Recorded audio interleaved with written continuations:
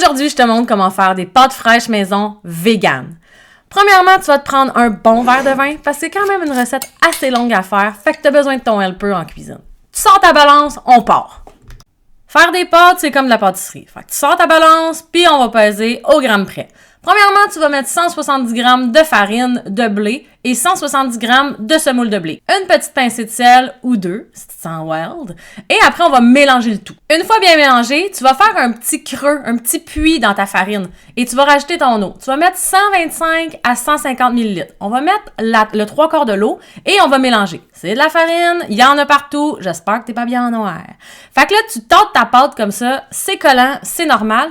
Puis quand tu as comme intégré le plus de farine dans ta pâte mouillée, on va dire ça de même, tu mets ça sur ton espace de travail puis tu essaies de façonner une belle boule. Tu peux même rajouter de l'eau pour t'aider un peu, mais pas trop. C'est pour ça que je te dis 125 à 150 ml, pas plus. Une fois que ta boule est faite, on va la couvrir, on va l'emballer d'une pellicule de plastique. Qu'est-ce qu'on fait avec notre boule de pâte? On la met de côté. Tu la mets pas dans le frigo, là. Sinon, elle va être comme super dure à travailler. Ensuite, on va préparer la farce, ce qu'on va mettre dans les pâtes. Fait qu'on va mettre de l'ail, parce que c'est toujours très bon de l'ail, des champignons, de la sauge. On va prendre les feuilles puis on va la hacher finement. Vous allez voir, ça sent trop bon.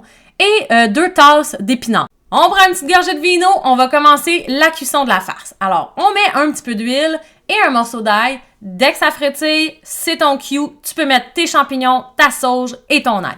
On fait bien dorer le tout. On rajoute du sel, du poivre, puis une fois que c'est bien doré, on va pouvoir rajouter les épinards. Les épinards, c'est vraiment pas long à cuire. Puis quand je te dis que c'est pas long, là, c'est vraiment pas long. C'est genre 30 secondes à 1 minute. Puis là, tes épinards, ils vont ramollir. On appelle ça une tombée d'épinards. Je sais pas de où c'est tombé, là. Mais après que c'est bien cuit, on va mettre ça dans notre robot, puis on va faire du bruit. Ah ouais, on mélange le tout. Une fois que c'est mélangé, on va prendre une maryse puis on va tasser les côtés parce qu'on veut que ça soit bien mélangé. Et là, après, on va reblender ça, on va faire du bruit puis on va mettre l'ingrédient le plus important, la levure alimentaire. Ça, il n'y en a jamais trop, OK? Fait que j'ai mis 2 cuillères, mais tu peux en mettre 3. On reblende pour pas qu'il y ait trop de mouton. Ça donne ta farce, tu goûtes et c'est très satisfaisant. Ensuite, on va sortir notre petite machine à pâte. Et moi, je garde un morceau de carton pour pas briser mon comptoir. Parce que tu vas serrer pour qu'il reste bien là, quand tu vas faire les pâtes. Fait que ce serait plate de faire comme une trace, tu sais. Puis ça, c'est ta poignée, tu l'installes. Tu vas aussi avoir besoin d'un petit moule à pâte avec son petit rouleau. Alors, sur ton espace de travail, tu vas mettre de la farine et tu vas sortir ta pâte fraîche. Là, tu vas voir, elle est comme bien stiff, là. C'est normal. Je te dis, le résultat, il va être vraiment beau une fois qu'il va avoir passé dans ta machine à pâte. Ta machine à pâte est standard. Fait que comme toutes les machines à pâte, elle a une petite roulette sur le côté. Puis sur la roulette, il y a des chiffres de gravés dessus. 7 à 1. Fait que je te laisse deviner, 7, ton espace est plus large, ta pâte est plus large, tu la passes dedans. Fait qu'une fois que tu l'as passé, tu vas mettre ça à 6, puis après à 5, 4, 3, 2, 1. Bonne année! Non, mais tu fais ça jusqu'à 1. Et là, si tu trouves que ta pâte est trop longue puis que ça te fait un peu comme chier, tu peux la couper en 2. Comme ça, elle va moins se pogner en moton en dessous puis tu vas avoir plus de facilité à la travailler. Puis si ta pâte est trop collante, tu peux même mettre un petit peu de farine. Ça va aider. Je te dis, c'est pas sorcier. Faut juste être patient. Pour ça qu'il faut toujours ton petit verre de vino pas loin. Parce que je te le dis, faire des pâtes fraîches, c'est pas compliqué. C'est juste long. Donc, avec ta patience de feu et ton verre de vino, tu vas mettre ta pâte sur ton moule à pâte.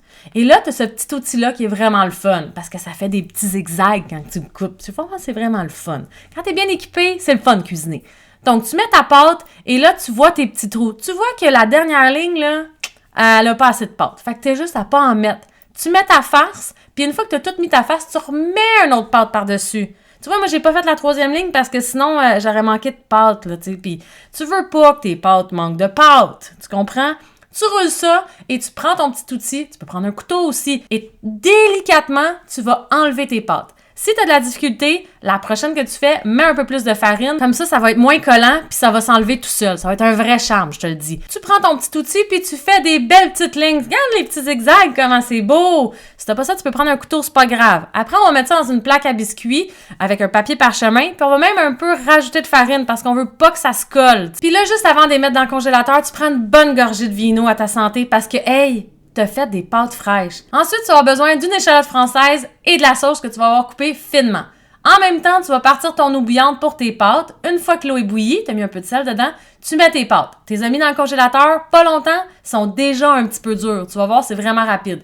Tu mets tes pâtes puis t'oublies pas que c'est des pâtes fraîches. Qu'est-ce que ça veut dire par là? C'est pas 7 minutes, c'est 2 minutes dans l'eau. Pas plus, sinon ça va être tout mou, ça va être dégueu. Dans une poêle, tu vas faire fondre du beurre végétal puis tu vas faire sauter tes échalotes françaises. Une fois qu'ils sont un petit peu dorés, tu vas rajouter ta sauge.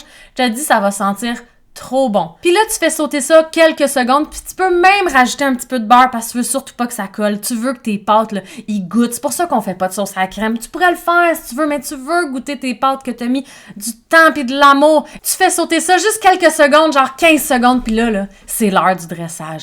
T'es fier de toi. Tu mets tes pâtes dans ton beau petit bol, puis tu te mets du parmesan vegan. Celui-là, c'est le meilleur. Moi, je rajoute même une cuillère d'huile de truffe. Hey non, mais sérieux, tu vas être fier de toi, puis bon appétit!